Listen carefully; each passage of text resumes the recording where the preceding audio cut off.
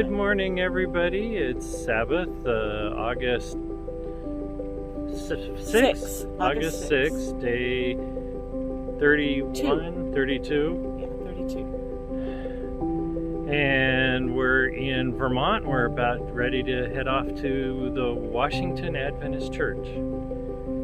I'm so excited to see this church. Apparently it's considered the first church that was actually a Seventh-day Adventist church, although not the actual organization. I'll share the information with it later.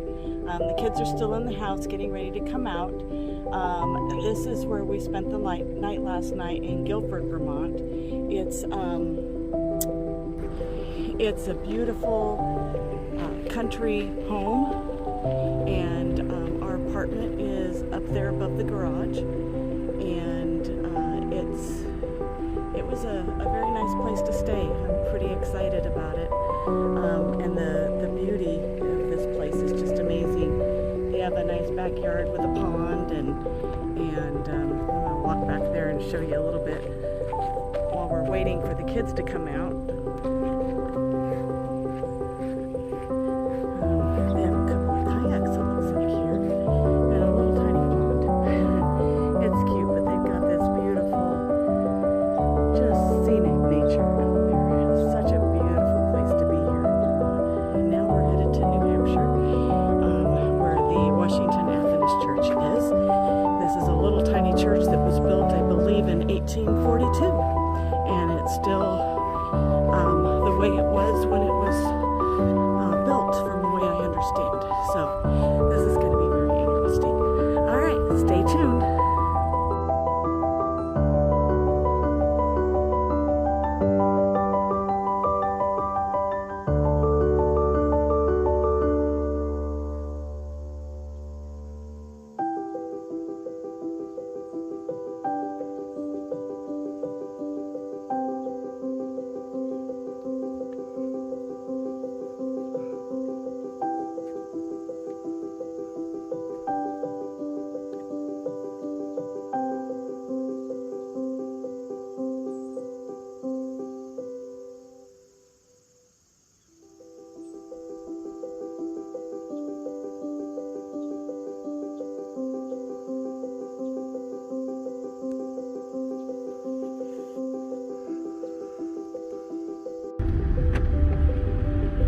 All right, we are off, headed to our little church. Jacob and Sarah are up front, and we're going to be on a gravel road for just a little bit. So exciting.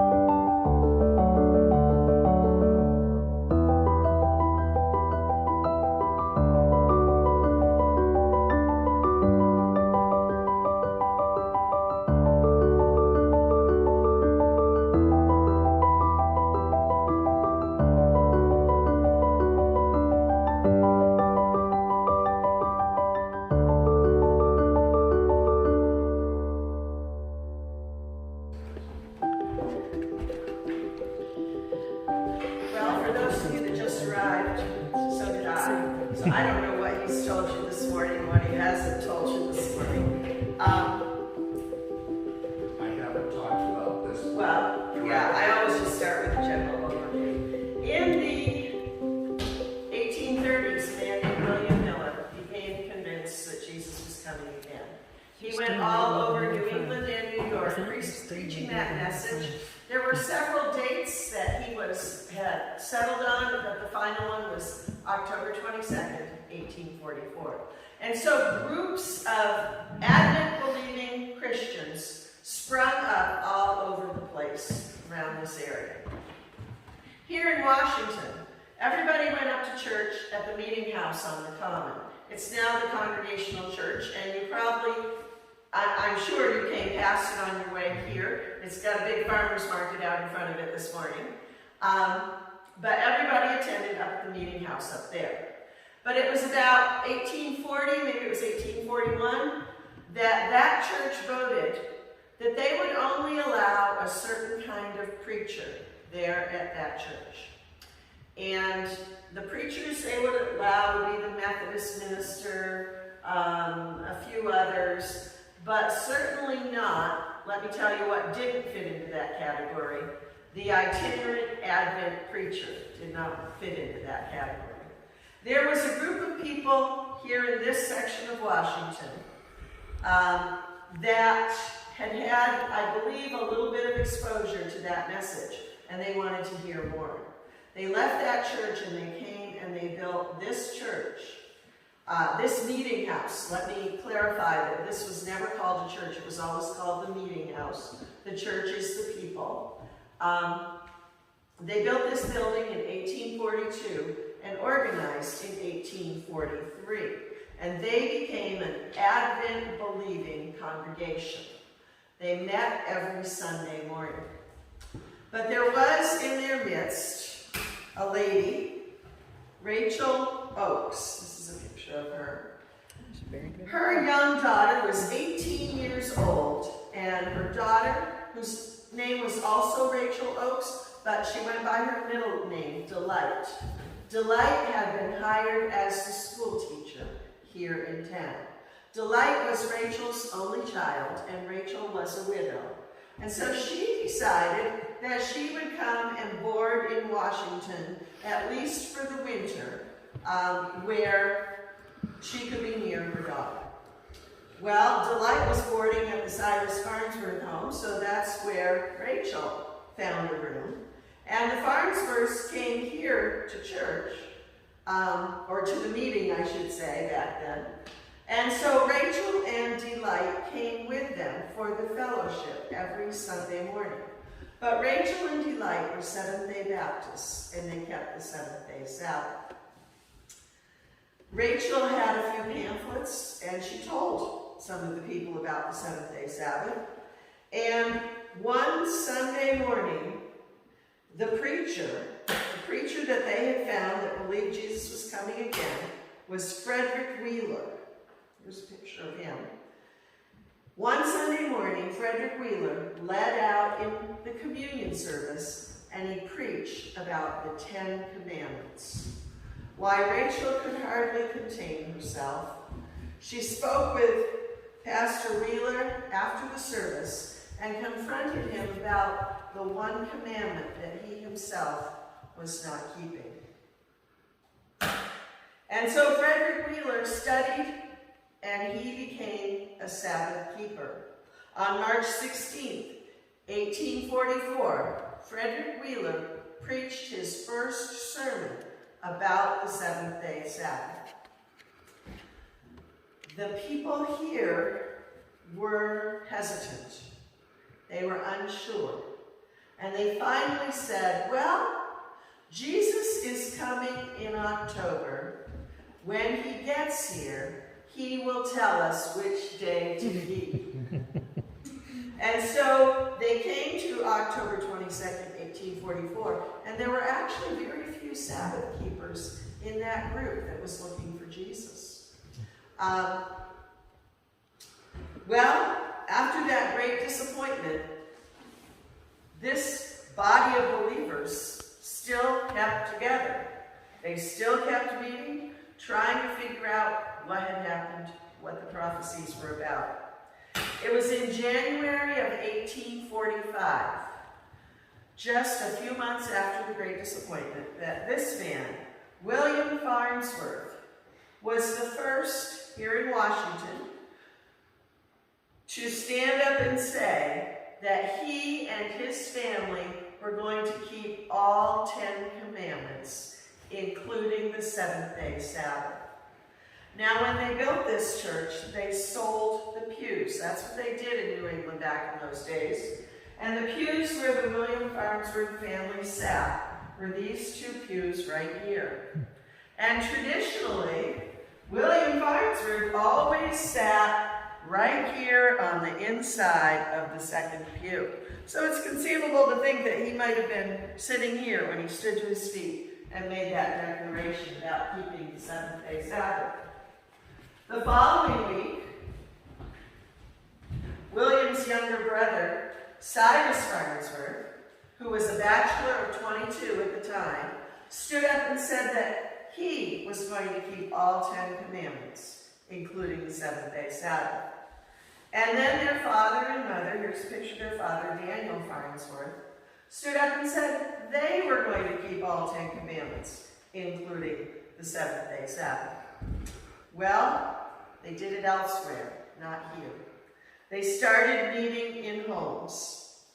And it was several years, we don't even know exactly when, this became a Sabbath-keeping, Advent-believing church. But that message went out from here like ripples on a pond when you throw in a stone. And so the Sabbath message, they contacted all those other Advent-believing congregations, and the Sabbath message went out to them.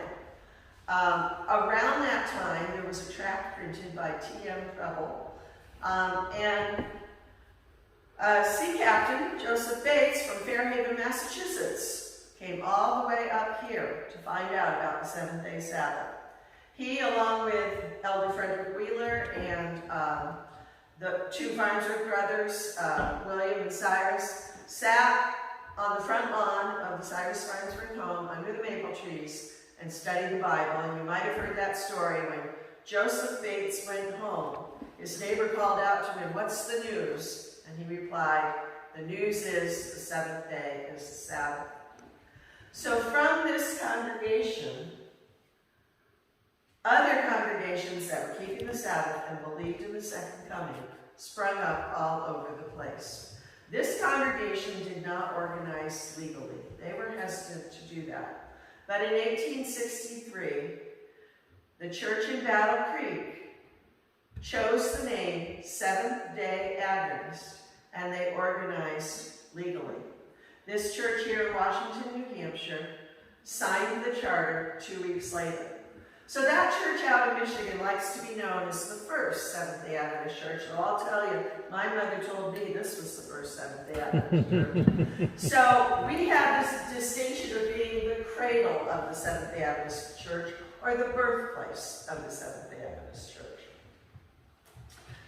So my husband said he had not told you about this chart on the wall, so that's what I was designated to do today. In 1863, James and Ella White were living in Battle Creek, Michigan. That was the year everything was organized legally. But Mrs. White got the feeling that she wanted to return back east to live. Well, they were living there in Battle Creek with their 3 sons. Their oldest son, Henry, was 16 years old. Their middle son, whose name was James, but they called him Edson by his middle name, Edson was 11, 12 years old. And their youngest son, Willie, 6, turning 7.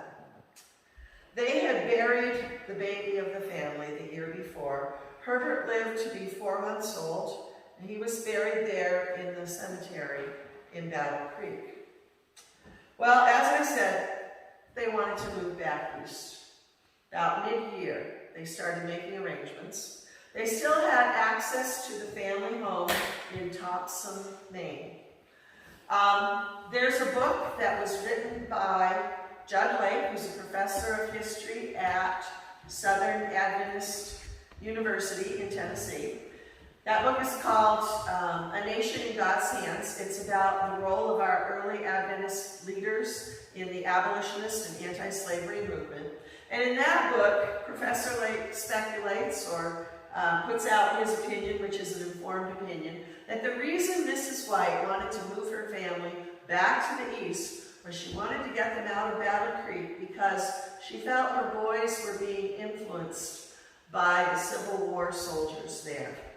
They would gather together, they would muster and march, and the boys loved to go down and watch them. Henry was very musical. He could beat a drum or play a fife, and that, endeared him to those soldiers. And at one point, Henry even told his mother that perhaps when he got a little older, he would be a soldier. And maybe she didn't like that so well. Also, while those soldiers were gathering for a noble cause, they didn't all have noble habits. And so Mrs. White was concerned for her boys. So they made the move back to Topsom, Maine, to live in the family home. As soon as they got settled in, James wanted to take a trip to Boston to meet with this man, Otis Nichols. Otis Nichols owned a printing company. He was the one who had printed all of the Millerite charts. This one here is one of the Millerite charts. That's a reproduction of it. And it had all of the images and the dates and the timelines and things like that. Well, James White wanted a new chart. He wanted this chart to include the three angels, the sanctuary, the year 1844, talk about what happened there, an image of Jesus coming again, as well as all of those old prophetic symbols and timelines. So all of the previous charts had been printed on linen cloth. The one in the back is printed on linen cloth. That's from 1902. But this particular one from 1863, James was paying for himself, and perhaps to save a little money, he ordered it to be printed on paper, and then the paper would be pasted onto linen cloth. You can see at the bottom, when we're done here, you can go up and look closely. Some of the paper has deteriorated away, and the linen cloth is kind of showing out from behind them. James White ordered 100 of them. And when he got back to Maine, he and Ellen decided that they would take some trips to visit the various Advent-believing, Sabbath-keeping congregations. They had a very good friend, a dear lady who lived near them, who could watch the boys and help out while they were gone. So they started visiting those congregations. Remember, the church had just been organized legally earlier that year, and so perhaps they were inviting these companies to be part of the Seventh-day Adventist Church. Well, when the charts came in, James turned to his sons to help him. He had a chore for them, to take all of those charts and paste them onto the linen cloth, to get it wet, spread the paste, put the charts out, flatten them out, and leave them out to dry, and then they'd have to trim that cloth around the charts. And so the boys started working on it. They didn't have all that much room in the house, so I don't think they could do more than one or two at a time, and they had to leave them out to dry. So it probably took a while. Well, one week, James and Ellen were visiting in Brookfield, New York, having meetings with a group of believers there. And at night, James had a very troubling dream. He dreamt that all was not well at home. Something was wrong with the boys. In the morning, he told Ellen about his dream. They talked about it, they prayed about it. They went to the post office, and there was a letter there waiting for them from the boys. Everything seemed fine. Nevertheless, they decided they would hold the meeting they were scheduled to hold that night, and then they would cut their stay short, and they would return home to Maine. They did, and when they got there, the boys seemed fine. They were happy to see them. Henry, the musical one, played the organ in the parlor and sang a song welcoming them home. But that night, there was an early snowstorm, a major snowstorm. That it snowed all night and it left quite a bit of snow on the ground. And so the following day in the afternoon, the boys did what New England children do, especially ones who have been in flat Michigan for most of their lives. They went sledding. There's some wonderful rolling hills in New England to go sledding on, and I can picture Henry with that bobsled pulling it up the hill, maybe Willie, the youngest, trying to catch a ride on it, and then all three boys could get on and they could slide down and then do it all over again. Well, they stayed out quite a while. I think Henry probably worked up a sweat and got tired. And when they went inside, Henry took off his shoes and socks and his jacket, and he laid down in the front room against that pile of wet linen that was waiting for the charts to be pasted onto it. And he fell asleep. He took a little nap. There in the drafty house, as he slept, he kind of took on a little bit of cold, and when he woke up, he didn't feel so good. Over the next couple of days, it moved into his lungs, and he stayed in bed. I'm sure James and Ellen prayed for him. I suspect they anointed him. But after a few more days, there was no indication that Henry was getting better, and Mrs. White had a very serious talk with her oldest son. She said, "Son, sometimes people who have this illness do not recover from it."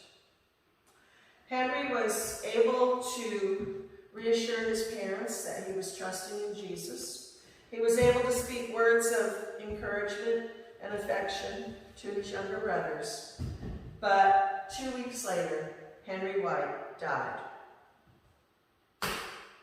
Mrs. White didn't write much about her oldest son's death, but she did write this in Life Sketches. And this is a picture of Henry when he was a young boy. "But oh, when our noble Henry died at the age of 16, when our sweet singer was borne to the grave, and we no more heard his early song, ours was a lonely home. Both parents and the two remaining sons felt the blow most keenly. But God comforted us in our bereavements, and with faith and courage we pressed forward in the work he had given us, in bright hope of meeting our children who had been torn from us by death, in that world where sickness and death will never come." Henry had requested of his parents that if he were to die, would they please return his body to be buried in Battle Creek, because he said, "When the Lord comes, I want to greet the Lord with my little brother at my side." So he is buried next to Herbert in that cemetery. Mrs. White did not write that story. She wouldn't have. Some of the details of that story were written by the woman who cared for the boys when they were gone. But the story also was passed down in the White family orally, and it was a grandson, or perhaps a great-grandson, Arthur White, who wrote that down. So I've been here when the tour bus comes and someone from the Ellen White estate will point to the chart and say, "This chart is directly connected to the death of Mrs. White's oldest son." There were 100 of those charts that were ordered. They tell me today that there are 3 that remain. And quite honestly, I don't know where the other 2 are. I know the people from Andrews University and the General Conference come here to see this one. So that's the story of our 1863 chart. Thank you. We will try to have a cemetery tour after lunch today. If it's too hot, we'll talk about it in here. Yeah. We'll walk you to the stones after. We do have a heat advisory in Claremont. Pieces Uh-huh. in between. That was bolted to the train floors, and the people were chewing and spitting on the floor so much that when you were falling asleep, you had to make sure you didn't fall on the floor or you'd be covered in tobacco.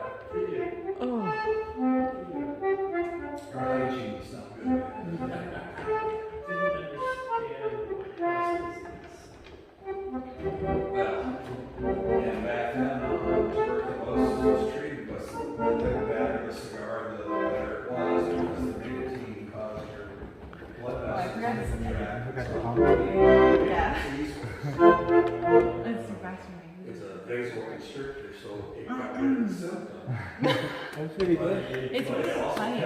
They wrote their own verse. It's like smoking marijuana, getting awful grades, choking with, let's see, using dirty needles. It's like all happy and sad at the same time. This is our version Smoking. of the bad things that they did, and this Smoking is marijuana, getting awful grades, using dirtle needles, drinking, risking death with AIDS, dodging knives and bullets, dropping out of school, facing time in prison, why be such a fool? Chewing in the parlor, smoking in the street, choking with cigar smoke, everyone you meet, spitting on the pavement, spitting on the floor. Is there such enslavement? Is there such a bore? Chewing, smoking, spitting, choking, sending clouds of whirling in everybody's faces, chewing in the parlor, spitting on the floor. Is there such enslavement? Is there such a bore? Wow. This is a very interesting song. Yes, it is. Can I get this book? Just to,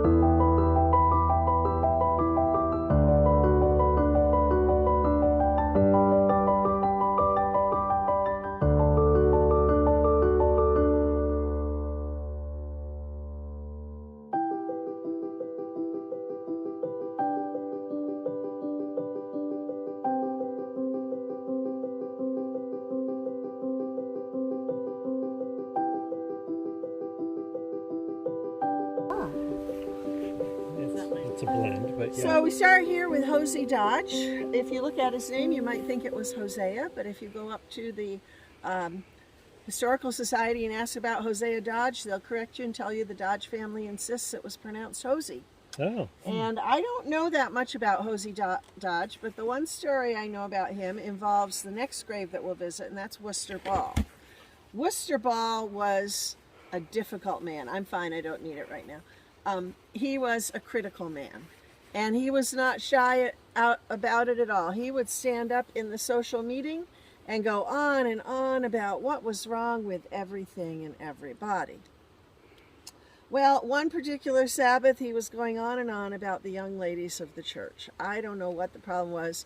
However, through the centuries, it's always been about how they dress, so who knows. And, oh my, people were getting tired of hearing it. And so Hosea Dodge went to Worcester Ball and said, "Have you never read where it says, 'Thou shalt not trouble the daughters of my people'?" Worcester Ball had never read that. He went home and he searched through his Bible all week long, but he couldn't find it. He came back the next Sabbath and said to Hosea Dodge, "Hosea, where in the Bible does it say, 'Thou shalt not trouble the daughters of my people'?" And Hosea Dodge, in his New England drawl, replied, "Well now, I didn't say it was in the Bible. I only asked you, had you never read it?" So now we're going to go on to Worcester Ball. Sounds like somebody